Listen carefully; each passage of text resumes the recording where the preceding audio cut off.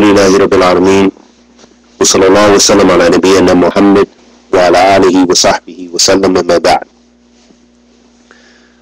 A question has been posed, which is a very important question.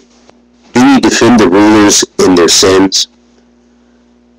The answer is no, of course not. We don't defend anyone in their sins. We don't defend ourselves. We don't defend those people ruled, nor do we defend the rulers. No one should be defended in sin. As the Prophet sallallahu alayhi wa sallam said, السمع والطاعة على المرء المسلم فيما يحب وكره ما لم يؤمر بمعصية فإذا أمر بمعصية فلا سمع ولا طاعة. The Prophet sallallahu alayhi wa sallam said, hearing and obeying the leaders in that which you love and that which you hate, as long as they do not order you to do that which is sinful, meaning disobedience to Allah subhanahu wa ta'ala. And if they order you to do that which calls you to the disobedience of Allah subhanahu wa ta'ala, then there is no hearing and no obeying in that command. That is a very, very important principle, which is all throughout the books of Creed, the books of Ahl Sunnah wal Jama'ah, meaning that we start with the companions of the Prophet Muhammad sallallahu alayhi wa sallam, all the way up into the modern scholars. May Allah subhanahu wa ta'ala bless us all with tawfiq and that which pleases Him. Ameen. A very important point I want to mention here is that no one is infallible. That we make mistakes as our leaders make mistakes. We, in our daily lives, do not always apply Allah subhanahu wa ta'ala's divine guidance, as well as the leaders have often deviated from Allah subhanahu wa ta'ala's divine guidance.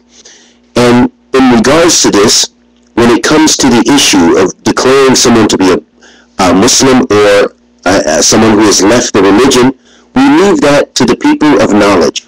We leave that to the scholars of Islam to determine those issues, because they have the knowledge, they have the understanding, they have the wisdom, they have the age, they have many of those attributes in which to determine and make those very serious rulings, which is not for everyone.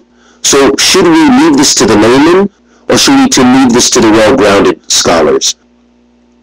Should we leave it up to you and I and our opinions, or should we leave it up to those people who, the extent of some of our life span, they have been studying Islam, and much longer than that, and teaching in some of the greatest places?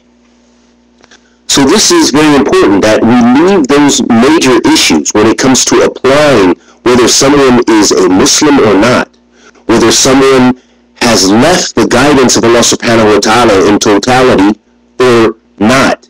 We leave that to those people who are mustahiq lidhalik, those people who are ahlan fi dhalik, meaning the people of knowledge. We leave that to ahl ilm.